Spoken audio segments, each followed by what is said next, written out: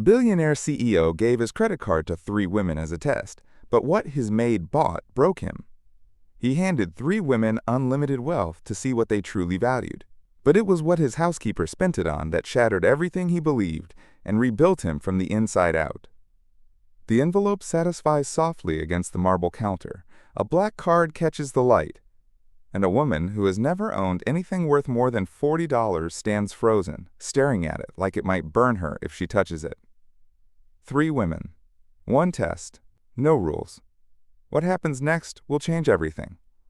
But we are getting ahead of ourselves. Let me take you back to the beginning, to the man behind the glass, to the empire built on loneliness, to the moment when a billionaire decided to stop asking questions and start watching answers.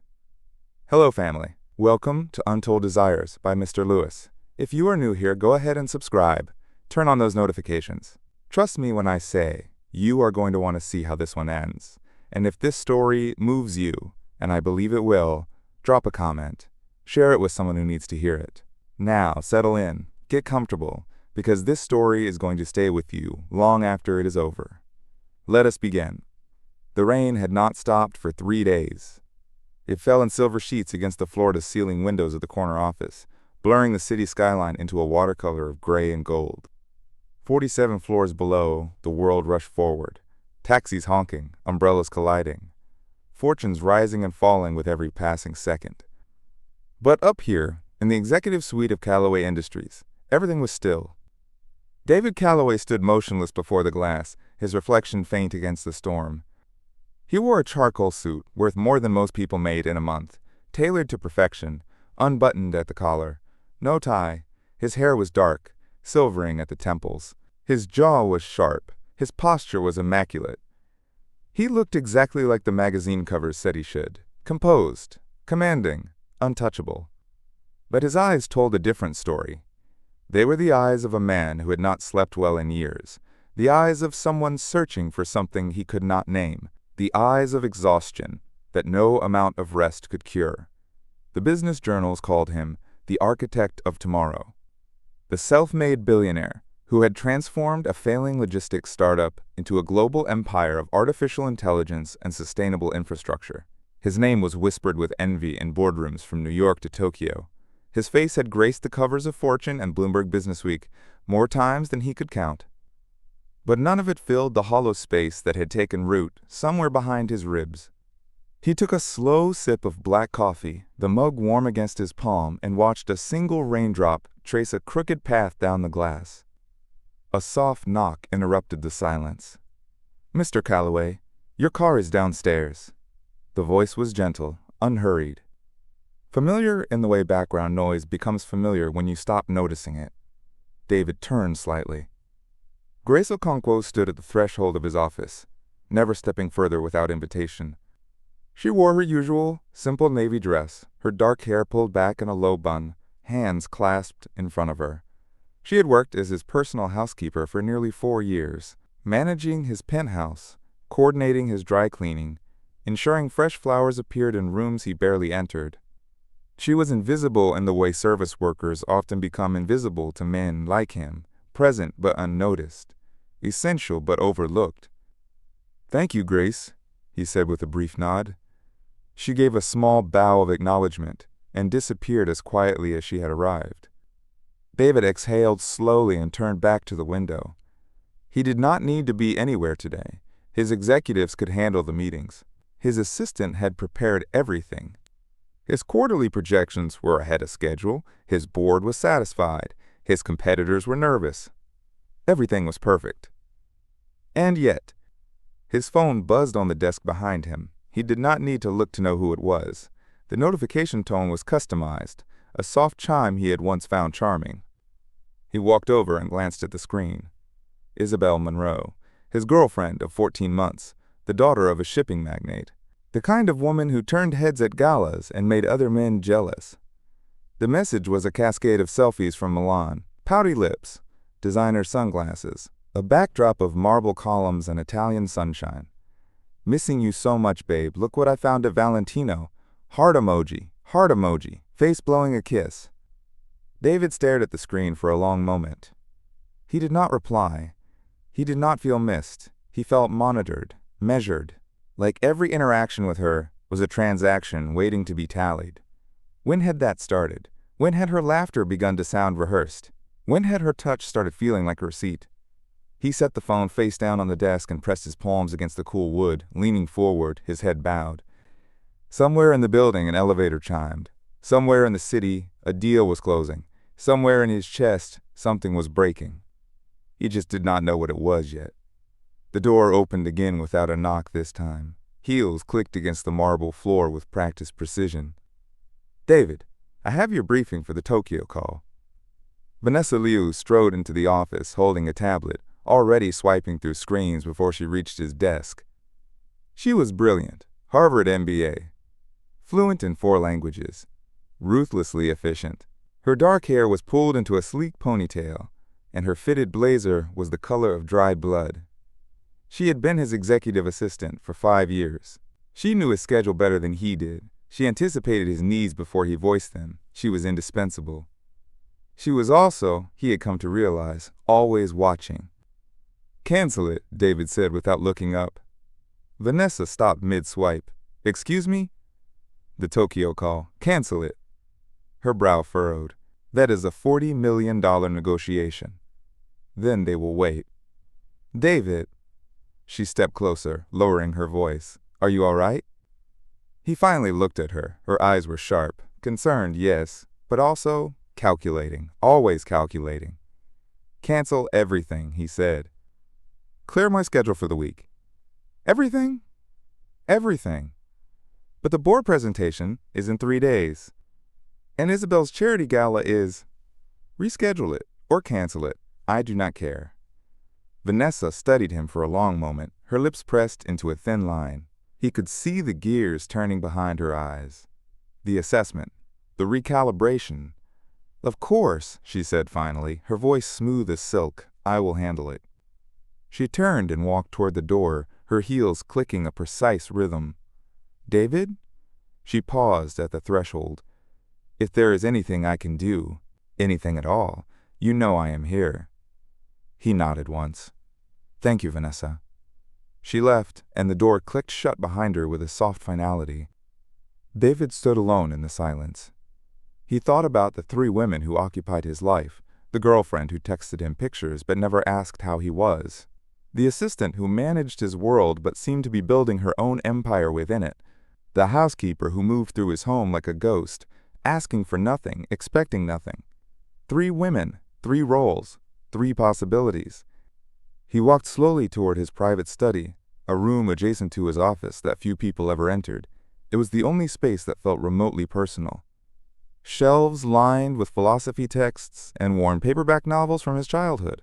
A leather chair that had molded to the shape of his body over years of late-night reading. A faded photograph of his grandmother on the desk, the woman who had raised him after his parents died in a car accident when he was 11. He picked up the photograph and stared at it. She had worked 3 jobs to keep him fed. She had sold her jewelry to pay for his college applications. She had never complained, never asked for recognition, never stopped believing in him, even when he had stopped believing in himself. She had died 6 years ago, just before his company went public. She never saw the empire he built. She never lived in the penthouse he bought. She never knew that her grandson had become one of the wealthiest men in the country. But she had left him one thing, a piece of advice he had carried like a stone in his pocket ever since. Marry someone who builds, David, not someone who just shines. Gold can be polished by anyone, but foundations require soul. He set the photograph down and sank into the leather chair. His grandmother had been poor her entire life. She had never owned a designer handbag or flown first class or eaten at a restaurant with cloth napkins. But she had been rich in ways he was only beginning to understand. She had been rich in character. And that, he realized, was exactly what he could not see in the people around him. Their characters were hidden behind performances, their true selves obscured by the roles they played in his presence. Isabel was charming and beautiful, but her warmth seemed to rise and fall with the tide of his generosity. When the gifts slowed, so did her affection. When he was stressed, she was absent. When he was vulnerable, she changed the subject. Vanessa was brilliant and capable, but her ambition had started to feel less like loyalty and more like strategy. He remembered a company retreat 6 months ago, a cocktail party on a rooftop overlooking the harbor. He had stepped away to take a call and returned to find Vanessa speaking to a group of junior executives. He had caught only the tail end of the conversation. 3 more years, she had said, laughing in that polished way of hers. 3 more years, and I will either be running this company or married to the man who does. The laughter that followed had been knowing, conspiratorial. David had never mentioned it, but the words had lodged in his chest like a splinter he could not remove. And then there was Grace. Quiet, diligent Grace. She had worked for him for nearly 4 years, and he realized he knew almost nothing about her. She arrived early. She left late. She never complained. She never asked for raises or favors or special treatment. He remembered a morning 3 months ago. He had woken early, unable to sleep, and wandered into the kitchen for water. He had heard her voice, soft and strained, coming from the service hallway. She was on the phone, speaking in a language he did not recognize. Her tone was urgent, pleading. He had stood in the shadows, not meaning to eavesdrop, but unable to move. When she ended the call, he saw her shoulders shake, just once. A single tremor of emotion before she straightened her spine, wiped her eyes, and walked back into the kitchen to begin preparing his breakfast. Later that day, he had asked her about it. "Grace, is everything all right? I heard you on the phone this morning." She had frozen for just a moment, her hands stilling over the counter. "It is nothing, sir, just family matters." He had pressed gently. "If there is anything I can do to help, if it is a financial matter." She had looked up at him then, her dark eyes meeting his for one of the few times he could remember. "That is very kind of you, Mr. Calloway, but it is not your burden. We will find a way." And that had been the end of it. He had offered to pay for whatever it was, medical bills, tuition, debt. He had the resources to solve almost any problem money could fix. But she had refused. Who does that? David leaned back in the leather chair, staring at the ceiling. Who refuses help from a billionaire? Someone who does not see him as a billionaire. Someone who sees him as just a man, someone whose integrity is not for sale, or someone who does not trust him. He was not sure which possibility unsettled him more. The question that had been forming in the back of his mind for weeks finally crystallized into something concrete. What if he could see their truth without asking for it? What if he could strip away the performances and witness their instincts? What if he gave them complete freedom and simply watched what they chose to do with it? He sat forward, his pulse quickening. It was not a test designed to trap them. It was a window designed to reveal them. He pulled out a notepad and wrote 3 names in careful letters. Isabel, Vanessa, Grace. 3 women, 3 cards, no limits, no rules. Just freedom. And freedom, he had learned, was the ultimate truth serum. He picked up his phone and dialed a number he rarely used. "Richard, I need something done." "Quietly," his head of security answered on the second ring. "Yes, sir. I am going to give 3 women access to my resources. I need full tracking. Purchases. Locations. Patterns. Keep it discreet. No surveillance in private spaces. Just transactions and movements." There was a pause on the other end of the line. Richard Chen had worked for David for 8 years. He knew when to ask questions and when to simply execute. "Understood, sir. Timeline? 5 days. Starting tomorrow. I will have the infrastructure ready by morning." David ended the call and set the phone down. His hands were steady. His mind was clear. For the first time in months, he felt something other than the dull ache of uncertainty. He felt purpose. This was not about catching anyone in a lie. It was about finally seeing the truth.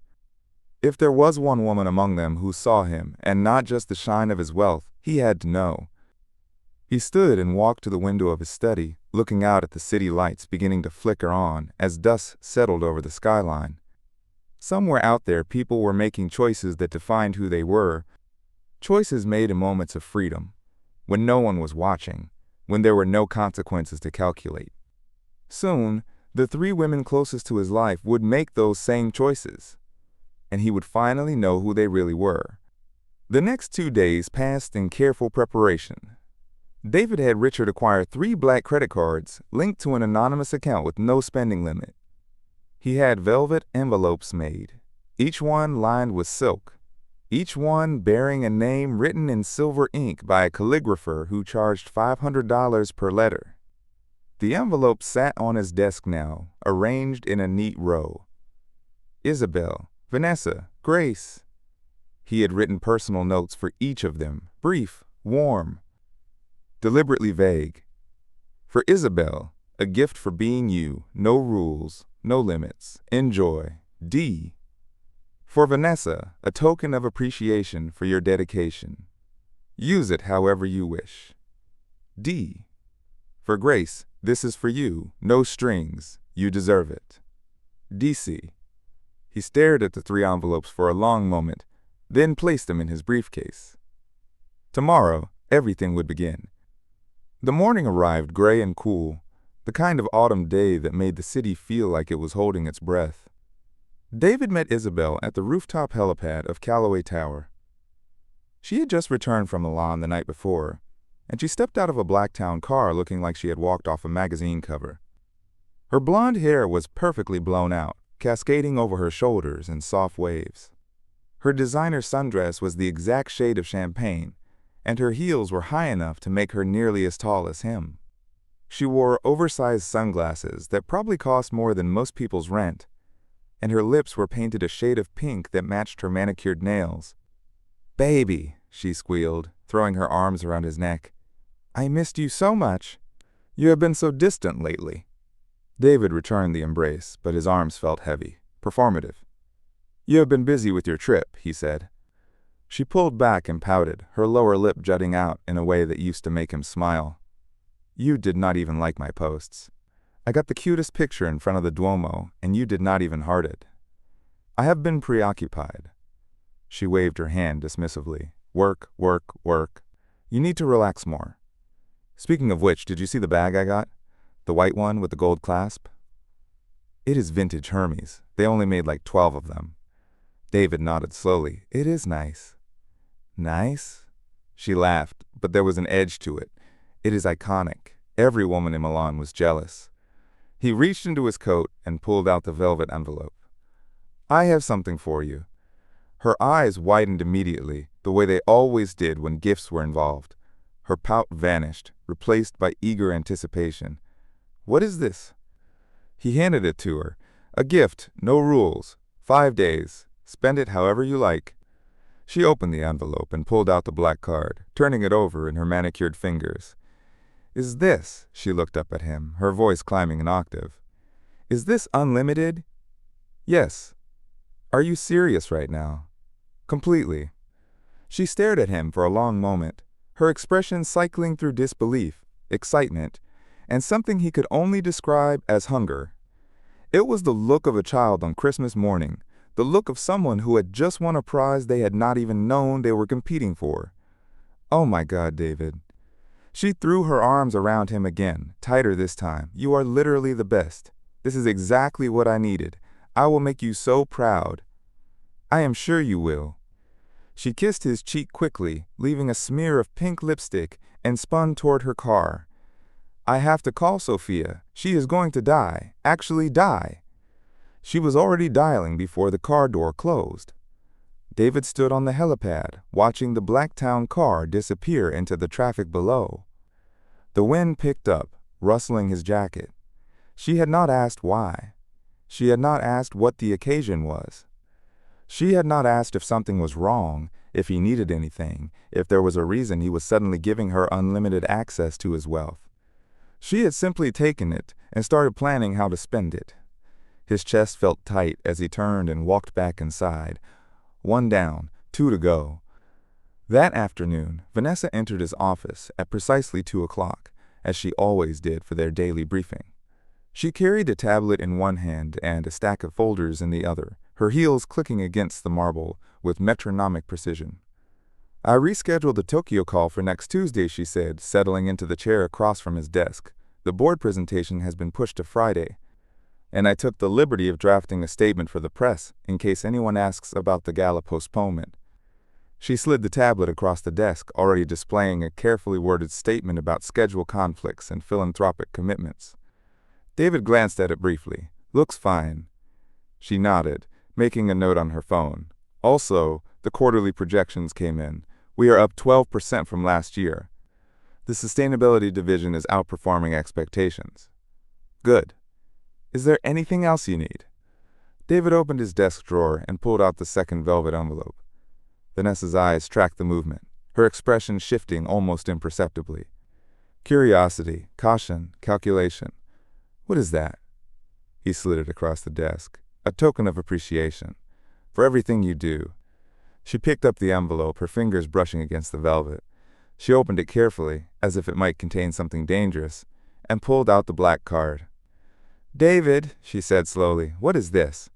A bonus, unlimited credit, 5 days. Use it however you want. She looked up at him, her sharp eyes searching his face for the catch, the angle. The hidden expectation. That is incredibly generous, she said finally. You have earned it. She nodded slowly, tucking the card back into the envelope with deliberate care. Thank you, truly. There it was again, that glint in her eyes. The one he had noticed 100 times before, but never quite been able to name. It was the look of someone receiving a gift and immediately calculating its value. Not the monetary value, the strategic value. What doors it might open, what advantages it might provide, what leverage it might create. Is there anything specific you would like me to use it for? She asked, her tone casual but probing. No, David said. It is entirely yours. No strings. She smiled, but it did not quite reach her eyes. I appreciate that. She stood, smoothing her blazer. If there is nothing else, I will get back to the Tokyo preparations. That is all. She walked toward the door, her movements graceful and controlled. David? She paused at the threshold. Thank you again for thinking of me. She left, and the door clicked shut behind her. David leaned back in his chair. Within 2 hours, Richard's first report came through. Vanessa, Liu. Spa reservation at the Langham. Luxury suite booking at the Peninsula. Private dining room reserved at Le Bernardin. Guest list includes 3 executives from competing firms. David read the report twice. She had not bought jewelry or handbags. She had not booked a vacation or a shopping spree. She had bought access. She was not spending money, she was investing it. In connections. In positioning. In the architecture of her own ambition. He closed the laptop and stared at the wall. 2 down, 1 to go. Grace found the envelope the next morning. She arrived at the penthouse at her usual time, 6:30, to begin preparing for the day. She let herself in with her key and moved through the familiar routine. Turning on lights, adjusting thermostats, checking the fresh flowers she had arranged 2 days ago. The envelope was waiting on the kitchen counter, propped against the coffee maker where she would be certain to find it. She stopped when she saw it. Her name was written on the front in elegant silver script. The velvet was soft beneath her fingers as she picked it up. A note was tucked beneath it, handwritten on cream-colored stationery. Grace, this is for you, no strings, you deserve it. D.C. She stood very still for a long moment, staring at the envelope in her hands. Then she opened it. The black card slid out onto her palm. It was lighter than she expected, simpler, just a matte black rectangle with a silver stripe along one edge. She turned it over, looking for an explanation. A condition. A catch. There was none. She looked around the kitchen, as if expecting someone to appear and tell her it was a mistake. A prank. A test she had somehow failed before it even began. The apartment was silent. She tucked the card back into the envelope and walked toward Mr. Calloway's study. Her footsteps were soft on the hardwood floors. Her heart was beating faster than it should. She knocked lightly on the door. Come in. She pushed the door open and found him seated at his desk, a cup of coffee steaming beside him, his attention fixed on a document he was reviewing. Mr. Calloway, she said, her voice barely above a whisper, I think there has been a mistake." He looked up. "No mistake. It is for you." She held up the envelope. "But I do not understand. Did I do something wrong?" He set down his pen and leaned back in his chair, studying her face. "No, Grace, you have done everything right. I just wanted to say thank you. For your work, for your dedication, for being reliable when everything else in my life feels uncertain." She blinked, clearly unsure how to respond. "It is too much, sir."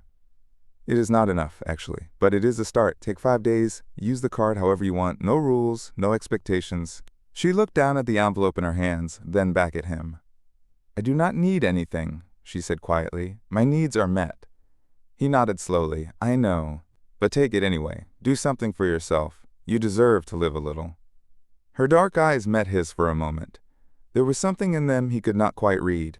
Uncertainty, yes, but also something deeper, something that looked almost like fear. "All right," she said finally. "Thank you, Mr. Calloway." "David." She hesitated. "Thank you, David." She turned and walked away, the envelope still clutched in her hands like something fragile, something she was afraid might break if she held it too tightly. David watched the door close behind her. Unlike Isabel, she had not squealed with excitement. Unlike Vanessa, she had not calculated the opportunity. She had questioned it, doubted it, almost refused it. She had looked at unlimited wealth and seen it as a burden rather than a gift. That, perhaps, was the most revealing response of all. The reports began arriving that evening. Richard had set up a secure dashboard that updated in real time, every transaction, every location, every pattern. David opened the dashboard at 10 o'clock that night, a glass of scotch in his hand, the city lights twinkling through the windows of his study. He started with Isabel. Day 1. The Gilded Swan Boutique. Private appointment. $12,000. Designer dresses, Italian leather, silk scarves. La Maison du Chocolat. $800. Gifts for friends, the receipt noted. Nobu. Lunch for 6. $3,400. Her Instagram story showed champagne towers and lobster rolls. Hashtag treat yourself. Hashtag rich girl problems. Hashtag blessed and grateful. Evening, a limousine rental, $1,400. Destination, a private club in Chelsea.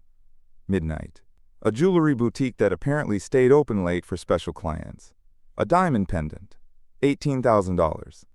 Total day 1 spending, $36,800. David scrolled through the itemized list, his expression neutral. She had posted 19 Instagram stories throughout the day. Not one of them mentioned him, not one of them thanked him, not one of them suggested she had paused, even for a moment, to wonder why he had given her this gift. She was simply spending, consuming, performing. He moved on to Vanessa. Day 1. The Langham Spa. Full day package. $2,400. A boutique on Madison Avenue. Wardrobe consultation. $4,000. LinkedIn premium upgrade. $1,200 for the annual plan. Dinner at Per Se, table for 4. $2,800. Guests. 2 executives from Meridian Capital and 1 from Halcyon Ventures. Both firms had been circling Calloway Industries for months. David stared at the guest list. She was not relaxing, she was networking, building bridges, positioning herself for a future that may or may not include him. He thought about the conversation he had overheard at the company retreat. 3 more years, and I will either be running this company or married to the man who does. She was not waiting 3 years anymore. She was accelerating the timeline. He closed Vanessa's report and opened Grace's.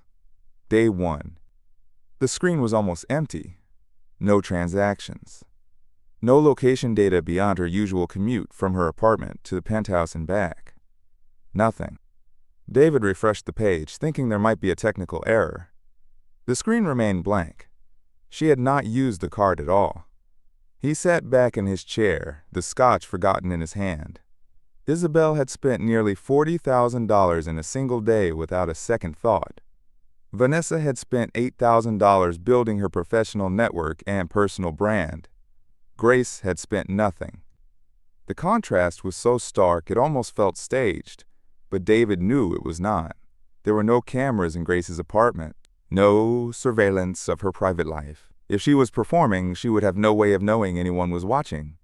She simply had not spent the money. Why? He did not know. But he intended to find out. The next 4 days unfolded like a slow-motion reveal. Each morning, David reviewed the overnight reports. Each evening, he watched the patterns emerge with increasing clarity. Isabel's spending accelerated. Day 2. A rented yacht for a sunset cruise with 20 friends, $16,000. Day 3. A spontaneous trip to the Hamptons. Private car service, beach house rental, catering for a pool party, $42,000 total. Day 4. A designer handbag that required a waiting list and a personal call from the boutique manager, $28,000. Day 5.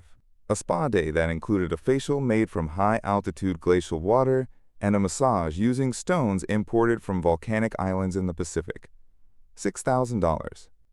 Her Instagram followers grew by 8,000 over the 5 days. Her stories were filled with champagne sunsets, designer labels, and carefully filtered selfies. She tagged him once, in a story about the yacht.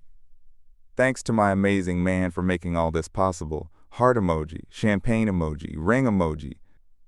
The ring emoji made him pause. She was not thanking him, she was advertising, signaling to her followers that she had a wealthy partner who could fund this lifestyle. He was not a boyfriend, he was a brand endorsement. Vanessa's spending was more measured, but no less revealing. Day 2. A professional photo shoot with a celebrity photographer. New headshots for her LinkedIn profile, $4,000. Day 3. A private dinner with the CEO of a tech startup that had been in the news for its innovative approach to renewable energy. The CEO happened to be young, single, and very publicly looking for strategic partnerships. Day 4. A charity luncheon where she was photographed with 3 senators and a former cabinet secretary. She donated $2,000 to the cause and posted about it on every social media platform she had. Day 5. A membership application to an exclusive club that required 3 referrals from existing members. She had somehow obtained all 3 in under 48 hours. Richard added a note to the Day 5 report. She has scheduled a meeting with a headhunter next week, discussing potential opportunities at competing firms. David read the note twice. She was not just networking, she was preparing her exit, using his resources to build the ladder she would climb away from him. And Grace. Day 1, nothing. Day 2, nothing. Day 3, a small transaction appeared on the dashboard.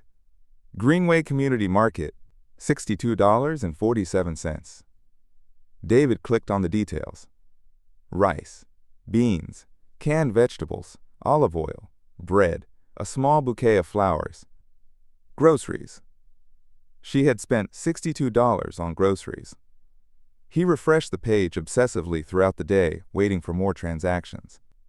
None came. Day 4, 2 transactions appeared. St. Catherine Free Clinic, $340, marked as donation. Rosewood Children's Home, $127.50, itemized as school supplies and art materials. David stared at the screen.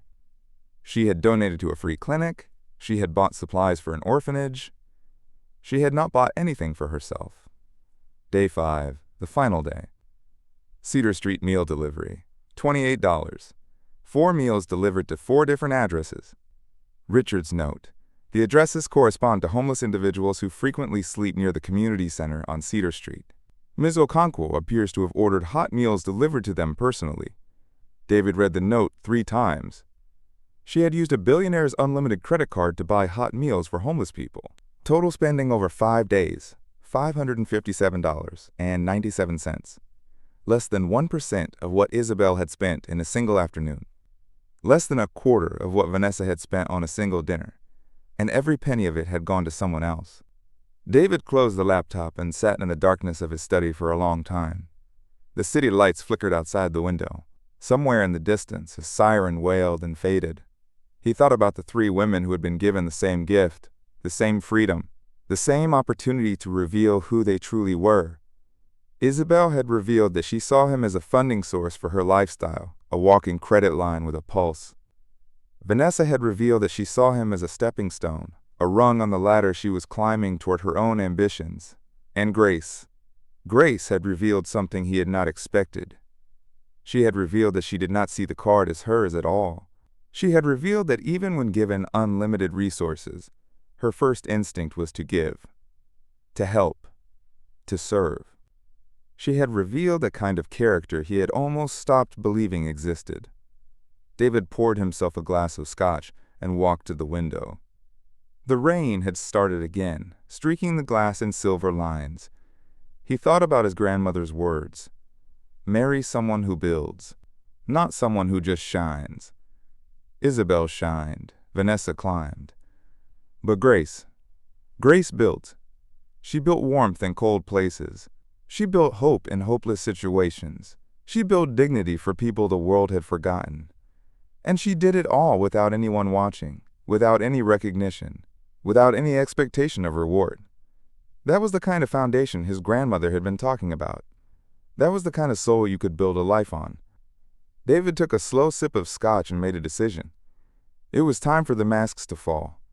It was time for the truth to be spoken aloud. It was time to see what would happen when three women stood in the same room and learned that their choices had been witnessed all along. He picked up his phone and began typing invitations. The confrontation was coming, and nothing would ever be the same. The dining room had never felt so cold. Crystal chandeliers hung from the vaulted ceiling, casting fractured light across the long glass table. 4 places had been set with surgical precision. White porcelain plates rimmed in gold, silver cutlery polished to a mirror shine, wine glasses that cost more than most people's monthly rent standing at attention, like soldiers awaiting orders. The city sprawled beyond the floor-to-ceiling windows, a carpet of light stretching toward the horizon, but inside, the air was thick with something heavier than silence. Anticipation, tension, the weight of truths about to be spoken. David Calloway stood at the head of the table, his hands clasped behind his back, his expression unreadable. He wore a charcoal suit without a tie, his collar unbuttoned, his jaw set firm.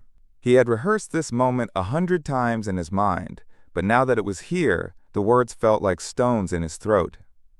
The first to arrive was Isabel. She swept into the room like she was walking a runway, her red dress catching the light with every step. It was new.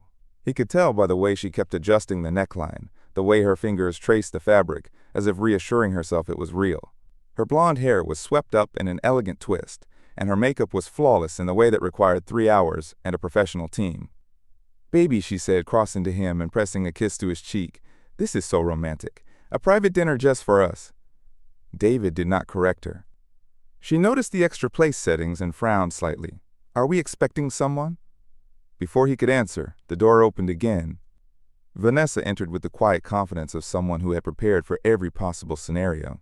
She wore black, a tailored pantsuit with sharp lines and a silver brooch at the lapel that glinted like a small blade. Her dark hair was pulled back in a sleek ponytail, and her eyes scanned the room with practiced efficiency. She stopped when she saw Isabel. "Oh," she said, her voice carefully neutral. "I did not realize this was a group event." Isabel's frown deepened. "Neither did I." The two women regarded each other with the kind of polite hostility that required years of social training to perfect, smiles that did not reach their eyes, nods that acknowledged presence without welcoming it. David gestured toward the table. "Please, sit." They took their seats on opposite sides of the table, leaving the chair beside David empty. Vanessa glanced at the 4th place setting.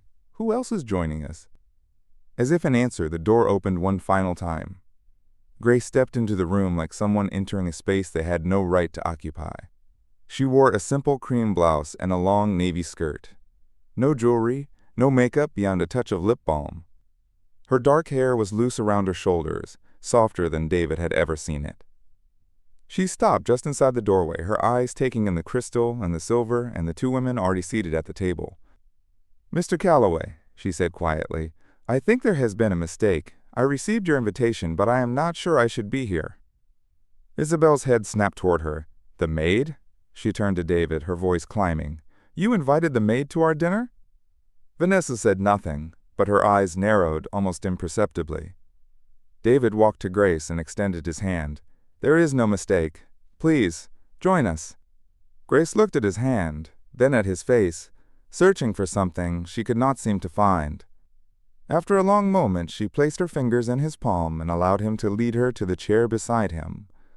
The four of them sat in silence. The chandelier hummed softly above, the city lights pulsed beyond the glass. Isabel broke first. "So," she said, reaching for her wine glass. "What is the occasion? Are we celebrating something?" David folded his hands on the table. "In a way, we are celebrating honesty." The room went very still. Vanessa tilted her head slightly. "What do you mean?" David looked at each of them in turn, Isabel with her designer dress and her growing confusion, Vanessa with her sharp eyes and her calculating silence, Grace with her trembling hands and her downcast gaze. "5 days ago," he said slowly, "I gave each of you a card. No rules, no limits. I told you it was a gift." Isabel nodded, her expression brightening slightly. "And it was an amazing gift, babe. Seriously. I had the best week of my life." David continued as if she had not spoken. "But it was not just a gift. It was a window." The brightness in Isabel's face flickered. "A window?" "I wanted to see what you would do when you thought no one was watching. What you would choose when there were no consequences to calculate, no performances to maintain. Just freedom." Vanessa's voice cut through the silence like a blade. "You tracked us." It was not a question. "I observed," David said. "Purchases, locations, patterns. And I learned more in 5 days than I have learned in months. In years." Isabel set down her wine glass with a sharp click. "You spied on us?" "I watched your choices." "That is the same thing." "No," David said quietly. "It is not. Spying implies deception. I gave you complete freedom and simply watched what you did with it. Every choice you made was your own." Isabel's face flushed red. "This is insane. You are insane." David turned to face her directly, and something in his expression made her go still. "You spent $114,000 in 5 days, he said, his voice flat. "You rented a yacht. You threw parties for people I have never met. You bought jewelry and handbags and designer dresses. You posted 47 stories on Instagram, each one more extravagant than the last." Isabel's jaw tightened. "So what? You told me to enjoy myself." "I did. And you did. But in 5 days of unlimited freedom, you did not text me once. Not to thank me. Not to check in. Not to ask if something was wrong, or if there was a reason I was suddenly giving you unlimited access to my wealth. I was busy. You were performing. For your followers. For your friends. For everyone except me." Isabel stood abruptly, her chair scraping against the marble floor. "This is ridiculous. You gave me a gift, and now you are punishing me for using it?" "I am not punishing you. I am seeing you, maybe for the first time." Her eyes glistened with something that might have been tears or might have been rage. "You know what I see? A man who is so paranoid and controlling that he has to spy on the women in his life to feel powerful." David met her gaze without flinching. "Is that really what you see? Or is that what you are telling yourself so you do not have to look at what the last 5 days revealed about who you are?" Isabel grabbed her clutch from the table, her movements sharp and jerky. "I do not have to listen to this. I thought you were different, David. I thought you understood me. I understand you perfectly now. That is the problem." She stared at him for a long moment, waiting for him to apologize, to back down, to tell her he did not mean it. When he said nothing, something in her face hardened. "We are done," she said. "You hear me? Done." She turned and stormed toward the door, her heels striking the marble like gunshots. The door slammed behind her with a sound that echoed through the room like a verdict. The silence that followed was immense. Vanessa sat perfectly still, her expression carefully controlled, but David could see the tension in her shoulders, the calculation in her eyes. He turned to face her. "Vanessa." She met his gaze directly. "I suppose I am next." "You were different from Isabel," he said. "You did not throw parties or buy yachts. Your spending was measured, strategic." "Thank you." It was not a compliment. Her jaw tightened almost imperceptibly. "You booked spa treatments and wardrobe consultations." You scheduled dinners with executives from firms that have been circling my company for months. You attended charity events where you were photographed with politicians and power brokers. Vanessa leaned back in her chair, her posture deliberately relaxed. Networking is not a crime. No, but deception is. I have never deceived you. David pulled out his phone and read from the screen. 3 more years, and I will either be running this company or married to the man who does. Vanessa went very still. Company retreat, David continued. Rooftop cocktail party. You were speaking to a group of junior executives. You did not know I was listening. That was a joke. Was it? Because the dinner you scheduled with the CEO of Meridian Capital did not feel like a joke. Neither did the meeting you have scheduled with the headhunter next week to discuss opportunities at competing firms. Vanessa's composure cracked for just a moment, a flash of something raw beneath the polished surface. You have no right to judge me, she said, her voice low and tight. I have given you 5 years of my life. 5 years of working around the clock. 5 years of cleaning up your messes and managing your crises and making you look good when you could not be bothered to do it yourself. I know, David said, and I am grateful. Grateful. She laughed, but there was no humor in it. Grateful does not pay my bills. Grateful does not build my future. You have everything, David, everything, and you sit in your tower wondering why people want a piece of it. I do not wonder anymore. That is the point. Vanessa stood slowly, smoothing her blazer with deliberate care. I see what this is, she said. You have decided she is the saint. She nodded toward Grace, who had not moved or spoken throughout the entire exchange. The housekeeper with a heart of gold. This is some kind of fairy tale you are writing for yourself. David said nothing. Vanessa gathered her things with precise, controlled movements. Good luck with your experiment, she said. I hope the fantasy lives up to your expectations. She walked toward the door, her heels clicking a steady rhythm. At the threshold, she paused and looked back. You know what the saddest part is? I actually thought I loved you. But I realize now that I just loved what being with you could give me. And apparently, that makes me the villain. She left without waiting for a response. The door closed softly behind her. And then there were two. David turned slowly toward Grace. She had not moved throughout the entire confrontation. Her hands were folded in her lap, her eyes fixed on the table, her shoulders drawn in as if she were trying to make herself smaller, invisible, the way she had always been in his presence. Grace. She looked up, and he saw that her eyes were glistening. I am sorry, she whispered. I am so sorry you had to go through that. Of all the things she could have said, that was the last thing he expected. You are sorry for me? She nodded, a tear slipping down her cheek. They hurt you, both of them. I could see it in your face.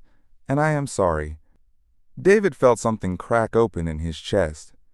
He walked around the table and took the chair beside her, close enough that their knees almost touched. Grace, I need to tell you something.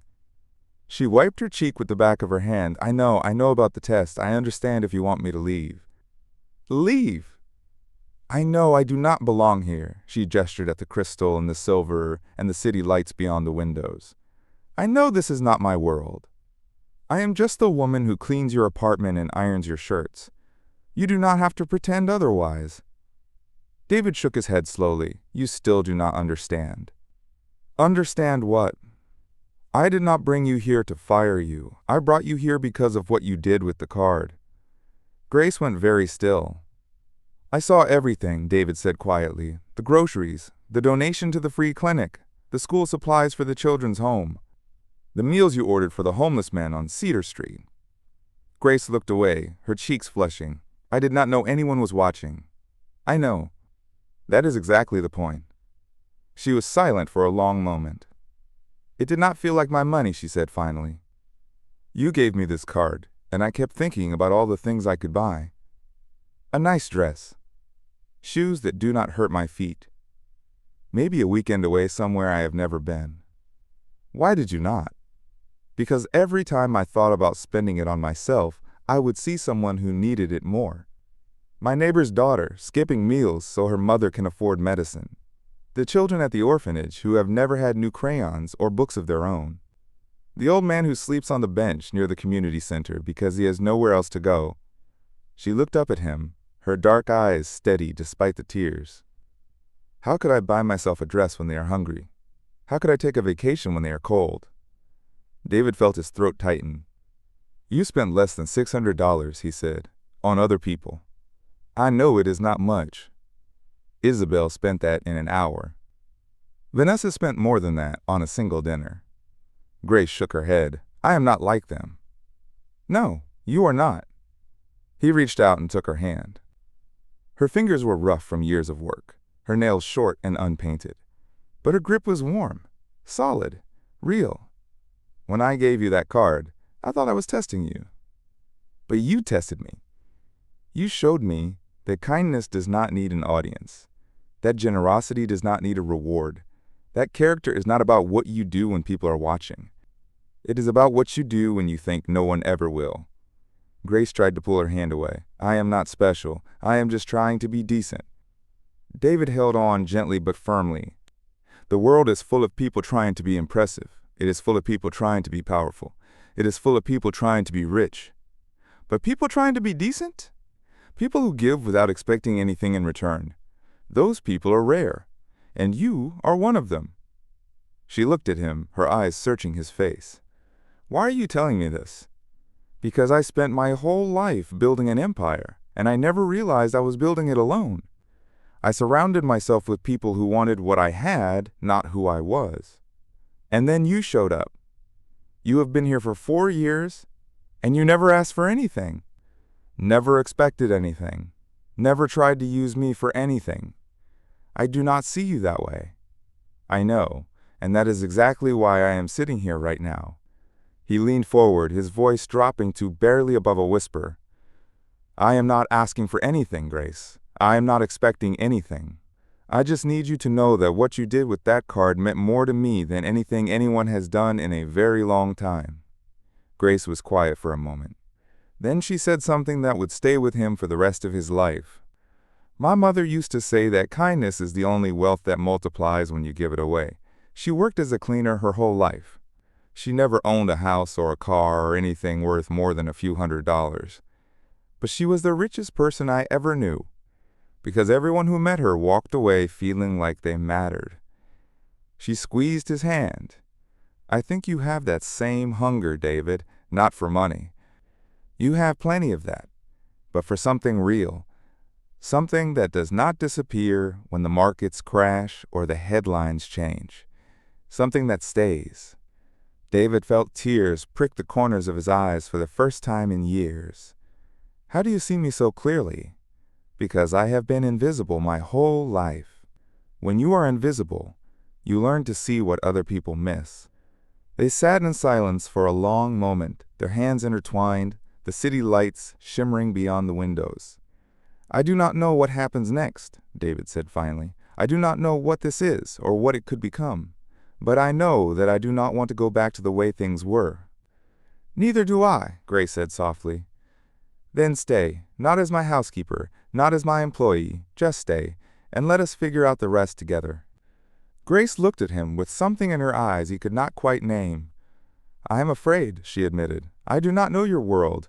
I do not know how to navigate galas and board meetings and people who judge you by the label on your clothes. Good, David said. Because my world has been making me miserable for years. Maybe it is time to build a new one. She smiled then, a real smile, soft and uncertain but genuine. Okay, she said, okay. The weeks that followed were quiet. David canceled his remaining public appearances.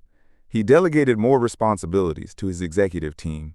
He stopped checking his phone every 5 minutes and started taking long walks through the city, often alone, sometimes with Grace beside him. The media noticed, of course. They always did. Billionaire recluse. The headlines speculated about health problems, mental breakdowns, secret scandals. When photographs surfaced of him walking through a farmer's market with a woman no one recognized, the gossip columns went into overdrive. Mystery woman spotted with tech titan. Who is she? Grace saw the articles and grew anxious. They're going to find out who I am, she said one evening, standing in the kitchen of the penthouse, her hands wrapped around a mug of tea. They are going to write stories about the billionaire and his housekeeper. They are going to make it sound sordid.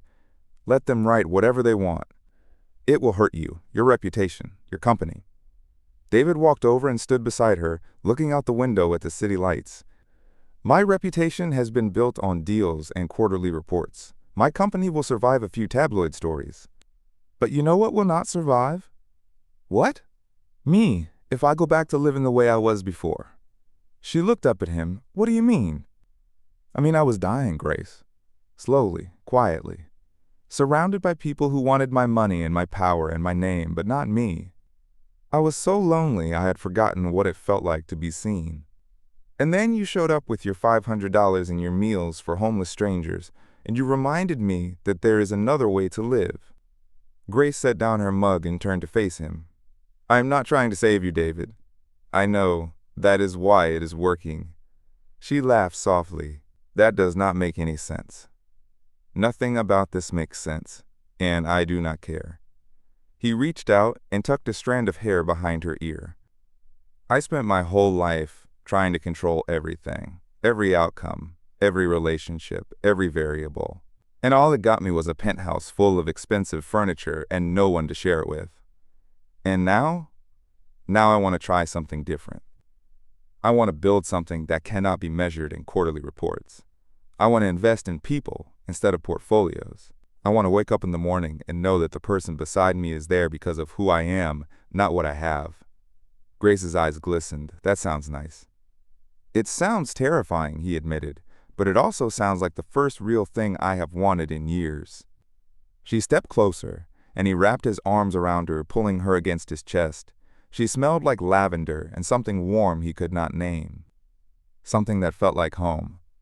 I do not know how to do this, she whispered against his shirt. Neither do I, but I would rather figure it out with you than keep living alone in all this empty perfection. They stood there for a long time, wrapped in each other's arms, watching the city lights flicker and dance beyond the glass.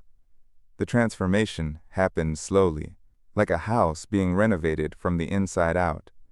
Grace moved out of the servants' quarters and into a guest room on the main floor. Then, when that felt too formal, into the master suite.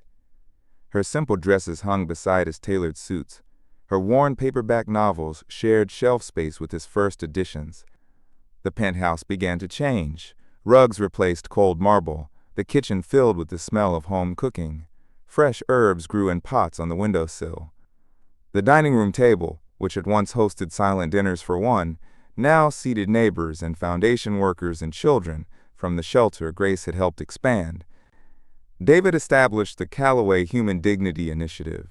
Housing, healthcare, education, all the things money could buy when it was spent on people instead of portfolios. Grace ran the day-to-day operations, not because David asked her to, but because she could not help herself. She had spent her whole life giving to others. Now she had the resources to do it on a scale she had never imagined. They got married on a Tuesday afternoon in her mother's backyard. No press, no paparazzi, just 40 people who had known Grace when she had nothing and loved her anyway. Her mother cried. David's eyes were suspiciously bright. Grace wore a simple white dress she had bought at a consignment shop, and David said it was the most beautiful thing he had ever seen. The reception was potluck. Everyone brought something. Grace's cousin made jollof rice. Her former neighbor contributed plantains. David's driver, who had become something of a friend over the years, brought a case of champagne he had been saving for a special occasion. They danced under string lights until the stars came out. And when the last guest had left and they stood alone in the quiet backyard, Grace looked up at her husband and said the thing she had been holding inside for months. I never thought I was allowed to have this. Have what? Happiness, purpose, love. I thought those were things for other people. People with degrees and connections, and the right kind of last name. Not for women who scrub floors and iron shirts. David cupped her face in his hands. You taught me that the right kind of last name is the one you earn by how you treat people, and you have earned everything, Grace. Everything. She kissed him then, soft and slow, and the world narrowed to just the two of them, standing in a modest backyard under a sky full of stars. Years passed. The penthouse transformed completely. It was unrecognizable from the cold, sterile showpiece it had once been. Now it was warm, lived in, loved. One wing had become a tutoring center for underprivileged youth. Another provided temporary housing for women escaping domestic violence. The rooftop garden grew vegetables that were donated to local food banks. The home theater hosted movie nights for foster children. And through it all, Grace remained exactly who she had always been: quiet, generous, present. She still visited the orphanage on 6th Street every Thursday. The building had been renovated now, painted bright yellow with a playground out back and a library stocked with thousands of books.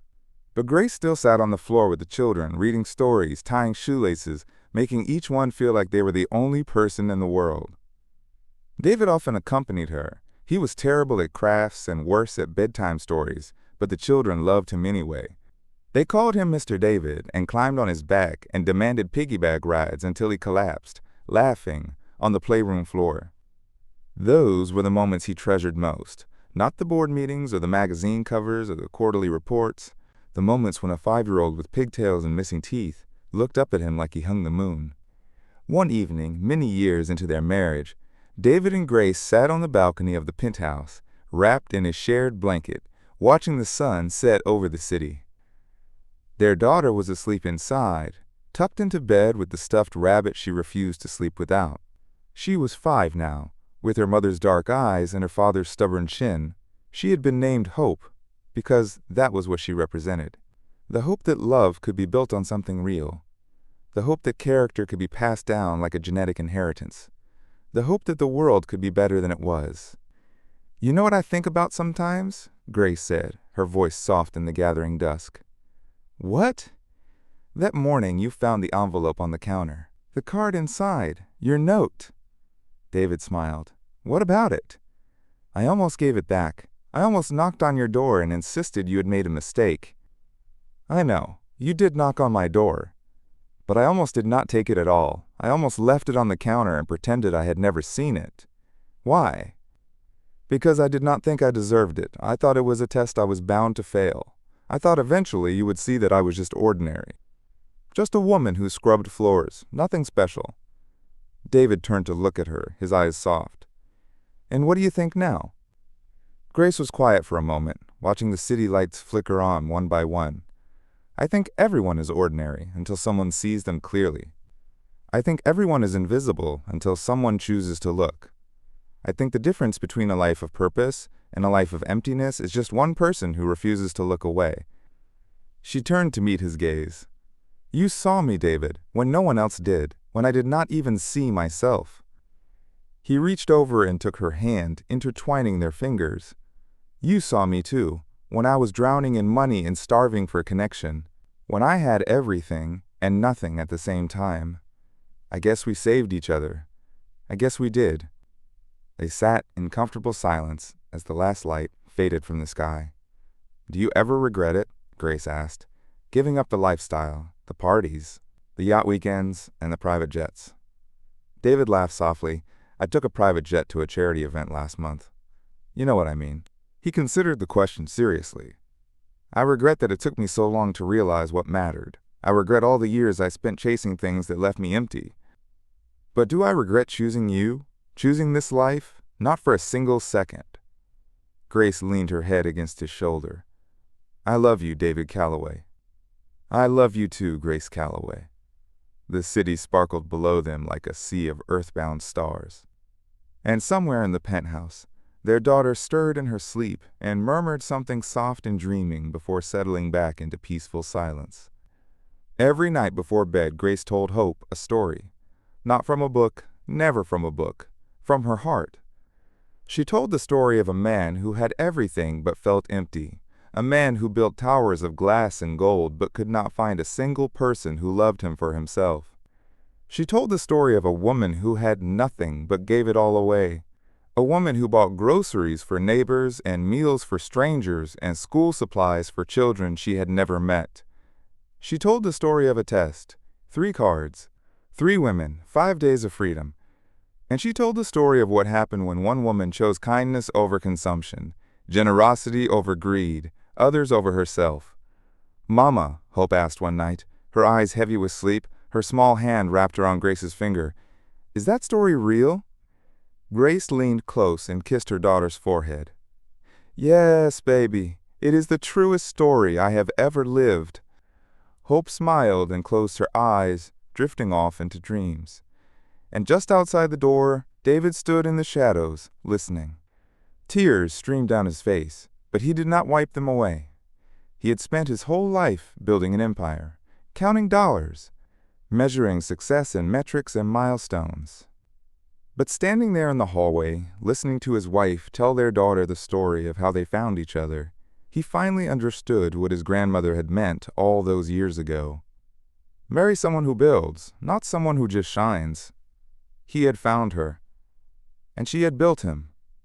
Not with money, not with strategy, not with ambition or calculation, with patience, with kindness, with the quiet, steady presence of someone who saw him clearly and loved him anyway. He walked into the bedroom and wrapped his arms around Grace from behind. She leaned into him without turning around, her eyes still fixed on their sleeping daughter. She asked if the story was real, Grace whispered. "What did you tell her?" "The truth." David pressed a kiss to her temple. "Thank you." "For what?" "For choosing me, for staying, for showing me that the only wealth that matters is the kind you give away." Grace turned in his arms and looked up at him, her dark eyes shining. "Thank you for seeing me." They stood there in the doorway, wrapped in each other's arms, watching their daughter sleep. Outside, the city hummed with a million lives unfolding, a million choices being made, a million tests being passed and failed. But in this room, in this moment, there was only peace. The story had come full circle. A man who had everything had given it away to find what mattered. A woman who had nothing had received everything because she never asked for it. And a little girl named Hope would grow up knowing that love was not something you bought or earned or negotiated. Love was something you built. One small act of kindness at a time. One quiet choice at a time. One day at a time. Until the foundation was so strong that nothing could shake it. Not money, not fame, not the opinions of strangers or the headlines of tabloids. Just two people who saw each other clearly and chose each other anyway. That is the end of our story. But in many ways it is just the beginning. Because the legacy of kindness does not end with one generation. It ripples outward, it multiplies. It touches lives you will never know, and changes futures you will never see. Grace's mother was right. Kindness is the only wealth that multiplies when you give it away. And David learned what his grandmother knew all along. The right foundation is not built with money or power or prestige. It is built with character, with integrity, with the courage to choose love over convenience and generosity over greed. If this story touched your heart, I want you to do something for me. I want you to think about the people in your life, the ones who see you clearly, the ones who love you not for what you have, but for who you are, the ones who would choose you even if you had nothing to offer but yourself. Those people are your treasure. And if you are lucky enough to have them, hold on to them. Tell them what they mean to you. Show them with your actions, not just your words. Because at the end of the day, when all the money is spent and all the achievements are forgotten, the only thing that remains is the love we gave and the lives we touched. That is the real test. And that is the only one that matters. Thank you for staying with me until the end. Thank you for being part of this family. If this story moved you, please leave a like. Subscribe if you have not already. Share this with someone who needs to hear it today. And most importantly, go out and be the kind of person Grace was. The kind of person who gives without expecting. The kind of person who sees the invisible. The kind of person who chooses kindness even when no one is watching. Because you never know who might be paying attention. And you never know whose life you might change. I will see you in the next story. Until then, take care of yourself. And take care of each other. The end.